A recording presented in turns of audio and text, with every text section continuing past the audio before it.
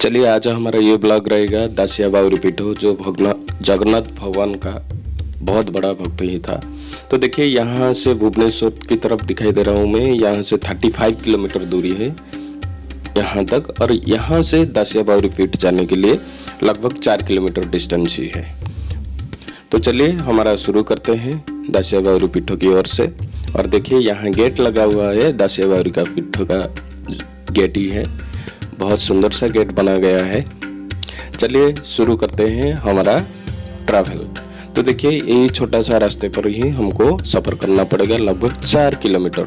4 kilometre आगे जाने के बाद एक गांव आएगा, दासिया बावरी का गांव, जिसका नाम है बाली गांव। वहीं पर दासिया बावरी बैठ के एक छोटा सा घर बनाकर, झुपड़ी घर बनाकर, वहाँ पर भगवान विष्णु को आराधना करते थे। और वहीं से उसका सब कुछ ही था, वो छोटे जात का ही था। सोसाइटी में उसको मतलब अस्पृश्य लोग सोसाइटी में इतना तो मिलने के लिए नहीं दिया जाता था सभी लोगों के साथ, तो इसलिए वो अलग रहता था, अपने छोटा सा घर बनाकर वहीं पर रहता था। भगवान विष्णु को निरंतर आराधना कर रहा था और उनका काम ही था कपड़े बनाना, क्लॉथ वीविंग का काम था, जो कि छोटे जात का ही, छोटे लोग का ही वो काम ही था।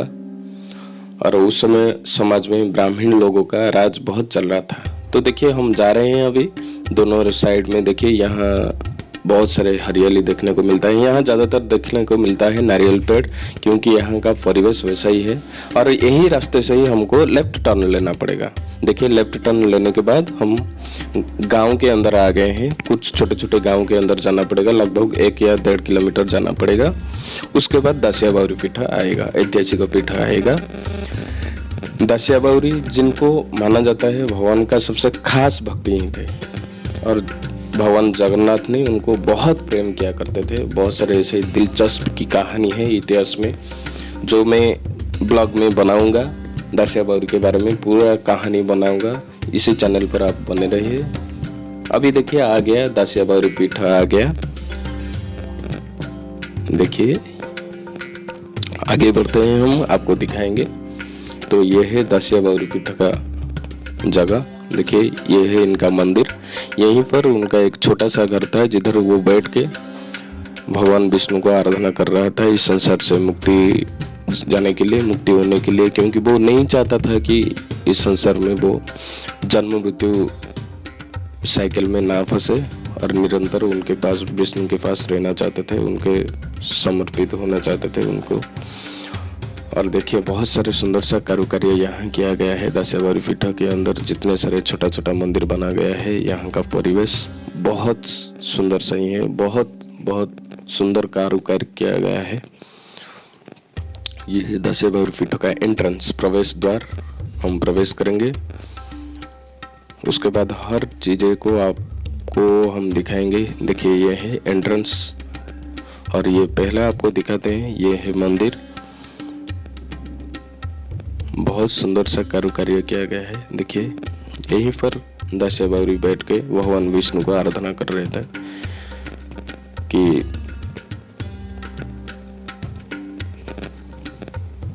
जिंदगी में दोबारा मनुष्य जन्म ना पाए, और जन्म नहीं लेना चाहते थे, वो भगवान के दास बनकर रहना चाहता था। और वही डिमांड वो किए थे भगवान से, जब भगवान उनको सपने में आए थे और पूछे थे, दासिया आपको क्या मांगना चाहिए मांग लो। दासिया सिर्फ उनको मांगे थे कि भगवान मुझे जन्म मृत्यु साइकिल से पार कर दीजिए, मुक्ति कर दीजिए, ताकि आपके पास सदा में चरणों में रहूँगा और आपका सेवा करता रहूँगा। तो यही डिमांड था, बहुत ये था, और भगवान ने इसको भी ग्रांटेड कर दिए थे। और एक ही बात ही है, दासिया बावरी को भगवान ने सारे अवतार के बारे में दिखाए थे। जैसे कि भगवान श्री कृष्ण दुर्योधन को विश्व रूप दिखाए थे महाभारत युद्ध में, उसी तरह देखिए यहाँ दासिया बावरी बैठ के नारियल अर्पण कर रहे हैं भगवान से मंदिर, भगवान जगन्नाथ को। वही सीन हुआ था। एक्चुअली ये जो कहानी है, इनका एक बड़ा कहानी है, ताकि मैं आपको बता रहा हूँ दासिया बावरी, भक्त दासिया बावरी ने भगवान जगन्नाथ को 100 हस्त से दान किया था नारियल। तो भगवान जगन्नाथ ने उनका नारियल 100 हस्त से हाथ बढ़ाकर, हाथ फैलाकर लिए थे। तो जो लोग थे वहां देखकर चकित हो गए, आश्चर्य हो गए कि इतने छोटे जात का लोग से भगवान जगन्नाथ ने कैसे लिए। तो यहाँ भगवान उदाहरण रखे हैं, जगन्नाथ उदाहरण रखे कि मनुष्य जाति में कोई जाति भेद अंतर नहीं है, बस भगवान को पाने के लिए प्रेम चाहिए, भक्ति चाहिए। वही प्रमाण देकर समाज को गए हैं भगवान जगन्नाथ ने, और हमको उसी से सीखना पड़ेगा। तो देखिए ये जगन्नाथ मंदिर है, अंदर जगन्नाथ ही है और सामने बैठकर दासिया बावरी ने उनको अर्पण कर रहे हैं नारियल। वही सीन, वही दृश्य हुआ था जब वो नारियल देने के लिए गया था श्री मंदिर, और उन स्तंभ पर खड़े होकर भगवान जगन्नाथ को अर्पण कर रहे थे, और भगवान जगन्नाथ ने खुद के हाथों से खुद हाथ फैल कर उनके हाथों से नारियल लिए थे, आम भी लिए थे। और यही कहानी इतिहास में बहुत बड़ा दिलचस्प की कहानी है, रोम खड़ा कर देने वाली कहानी है, जो भगवान ने खुद उनके हाथों से नारियल लिए थे। तो देखिए यहाँ का जो कारुकार्य है बहुत सुंदरी है, बहुत सुंदर सा मंदिर लग रहा है, और आप भी यहाँ आकर यहाँ का मजा ले सकते हो। देखिए इसका बगल में एक मठ भी है, यहाँ कुछ लोग भी साधु संत लोग रहते हैं। और पीछे भाग देखेंगे तो एक सुंदर सा पुराना तालाब भी है, और इसको भी उद्धार किया गया है, गवर्नमेंट ऑफ उड़ीसा के द्वारा उधर पुनरुद्धार किया गया है। ये दासिया बावरी का ऐतिहासिक तालाब भी है, और उसके पीछे और साइड में कुछ छोटा छोटा मठ भी है।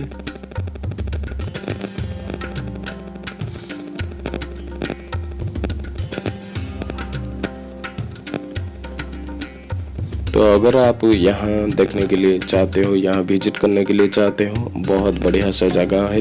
यहाँ आपको समझ में आएगा कि प्रभु जगन्नाथ ने हर समय उनके लिए उनका भक्ति बड़ा था, सबसे बड़ा था। वो भक्त के लिए बहुत पागल थे। प्रभु जगन्नाथ ने जिस व्यक्ति ने उनको सच्चे दिल से प्रेम से याद किया, उनको स्मरण किया, भगवान ने उसके सामने प्रकट हुए थे।